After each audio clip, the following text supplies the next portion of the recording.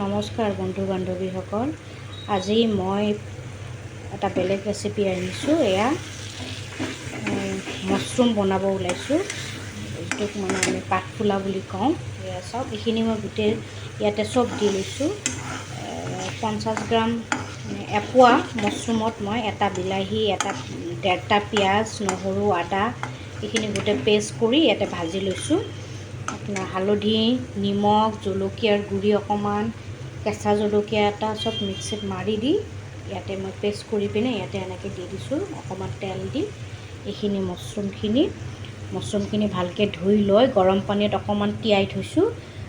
তিয়াই পিনে একদম চেপি লৈছোঁ পানীখিনি। চেপি পিনে, নহ'লে পানী থাকিলে বস্তুটো টেষ্ট নালাগিব, মানে পানী লাগিব, ভিতৰত নিমখটো নোসোমাব। এতিয়া মই এইখিনি বনাই লৈছোঁ আৰু ইয়াতে অকণমান, বেছি নহয়, এক চামুচ মই ক্ৰীম দিছোঁ। আপোনালোকে নিদিলেও হ'ব। মই মানে অকণমান জ্বলা দিলোঁ যে, জ্বলাটো মানে অলপ কাটি খাবৰ কাৰণে অলপ টেঙা মানে হেৰি কৰি দিছোঁ, টেঙা নাই কাৰণে। বিলাহী এটা দিছোঁ। জ্বলাটো বেছি হ'লে মানে বাচ্ছাকেইটাই খাব নোৱাৰিব যে, সেইকাৰণে অকণমান ক্ৰীম দি দিছোঁ। সেইখিনি মোৰ দেখিছেনে, অকণমান এইবিলাক চাইডে তেল ওলাই গৈছে। মোৰ অলৰেডি ভজা হৈয়ে গৈছে। ইয়াতে মাছৰুমখিনি ঢালি দিম। স্লাইট পানী দি লওঁ, বেছি নহয়, অকণমান পানীটো দি গেছটো বঢ়াম। মছলা আপোনালোকে যি দিয়ে আপোনালোকৰ নিজৰ হিচাপত দি দিব। মই গোটেইখিনিয়ে দিছোঁ। ইয়াতে অকণমান চিকেন মছলা দিছোঁ, জিৰা গুড়ি, ধনিয়া গুড়িটো দিছোঁৱে, অকণমান, বেছি নহয়, আধা চামুচমান চিকেন মছলা দিছোঁ। সেইখিনি দেখুওৱা নাই আৰু। ইয়াতে এনেকৈ মাছৰুমখিনি সৰু সৰুকৈ কাটি লৈছোঁ মই, কাটি পিনে এনেকৈ বনাই কৰি লৈছোঁ।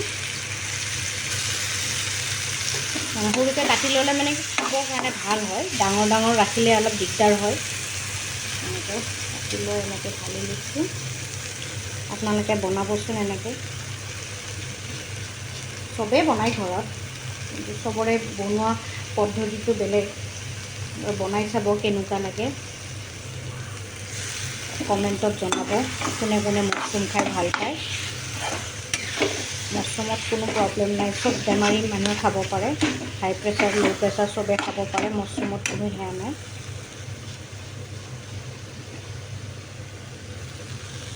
যোনে মোৰ চেনেলটো নতুনকৈ চাই আছে, তেওঁলোকে ছাবস্ক্ৰাইব কৰি দিব,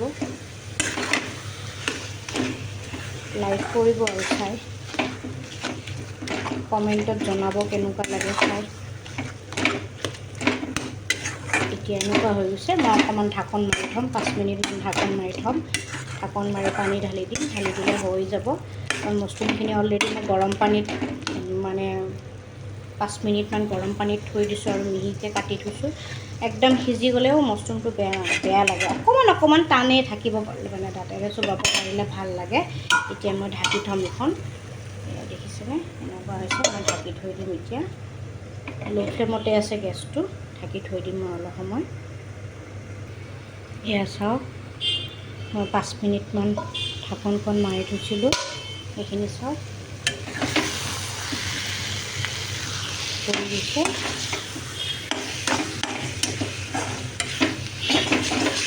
এতিয়া মই পানী ঢালি দিম অকণমান। গেছটো অকণমান বঢ়াই দিছোঁ। পানী ঢালাৰ পিছত অলৰেডি সিজি গৈছে। মাছৰুমটো মিহিকৈ কুটি লৈছোঁ, কুটি পিনে কৰি লৈছোঁ।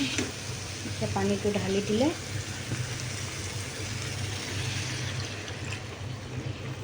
ইমানখিনি পানী ঢালিছোঁ। চাওক, ৰুটিৰ লগত খাব ভাল হ'ব, ভাতৰ লগতো খাব ভাল লাগিব। মই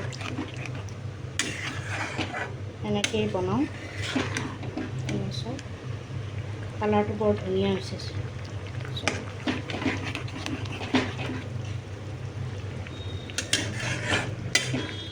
এতিয়া ঢাকনখন মাৰি দিম 2-3 মিনিটমান ঢাকনখন মাৰি দিম। তাৰপিছত পানীটো শুহাৰ পিছত খাব পাৰিম। গেছটো অকণমান মিডিয়ামত দি দিছোঁ।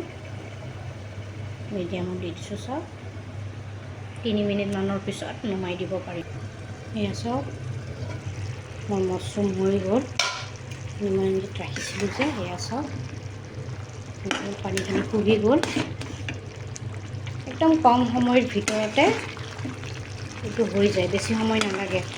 মানে ভালকৈ ধুই উতলা পানীত যদি 5 মিনিটমান তিয়াই থৈ দিয়ে তেতিয়া আপোনাৰ মাছৰুমটো বেছি ভাজিও থাকিব নালাগে আৰু বেছি সেয়া কৰিব নালাগে। অকণমান গ্ৰেভি কৰি এয়া চাওক পূৰা সিজি যায়, এনেকৈ মিহিকৈ কুটি ল'ব, তেতিয়া সোনকালে হৈ যাব। এয়া চাওক মই ৰুটিৰ বনাই আছোঁ, ৰুটিৰ লগত পৰিৱেশন কৰিম। ৰুটি মোৰ হৈ গ'ল। এয়া চাওক গেছটো অফ কৰি দিম, মানে বেছি শুকান হ'লে ৰুটিৰ লগত খাব বেয়া লাগিব। ভিডিঅ'টো চাই কেনে পালে কমেণ্ট কৰি জনাব আৰু লাইক কৰিব, শ্বেয়াৰো কৰিব।